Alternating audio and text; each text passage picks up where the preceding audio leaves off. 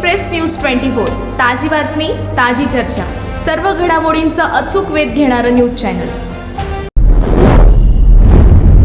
आज आपणास सर्वत्र शिवभक्त दिसतात। ते फक्त शिवरायांचा जय जयकार करतात, पण ही फक्त उत्सवबाजी आहे। त्यामुळे तुम्ही फक्त शिवभक्त होऊ नका, तर शिव अनुयायी व्हा। असे खरे अनुयायी महाराजांच्या विचारधारेप्रमाणे वाटचाल करून उत्तम आयुष्य जगू शकतात, असे प्रतिपादन शिव शंभूचरित्र अभ्यासक आणि व्याख्याते राहुल नलावडे यांनी केलं।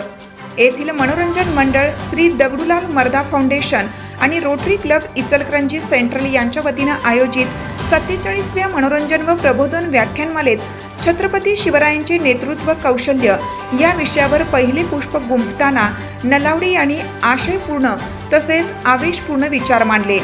स्वराज्य संस्थापक आणि जाणता राजा अशी ओळख असलेल्या शिवरायांनी कृषी, आर्थिक, सामाजिक, धार्मिक, सांस्कृतिक अशा सर्व अंगांनी विचार केला। शेतकऱ्यांना न्याय, महिलांना न्याय, व्यापाऱ्यांचे संरक्षण, जनकल्याण, संस्कृती रक्षण, समता अशा सर्व गोष्टींचा विचार त्यांनी नेतृत्व करताना केला आणि त्याप्रमाणे सार्थासा राज्य कारभारही केला। अशा छत्रपती शिवरायांना घडवण्यात माता जिजाऊंचा मोठा वाटा होता, असंही ते म्हणाले। व्याख्यानमालेचे उद्घाटन AR तांबे, मोहनलाल शहा, राहुल नलावडे यांच्या हस्ते दीप प्रज्वलन तसेच शिवप्रतिमेस पुष्पहार अर्पण करून करण्यात आले। श्यामसुंदर मर्दा यांनी स्वागत केलं, तर नागेश दिवटे यांनी पाहुण्यांचे स्वागत केले। समीर गोवंडे यांनी प्रास्ताविक केलं।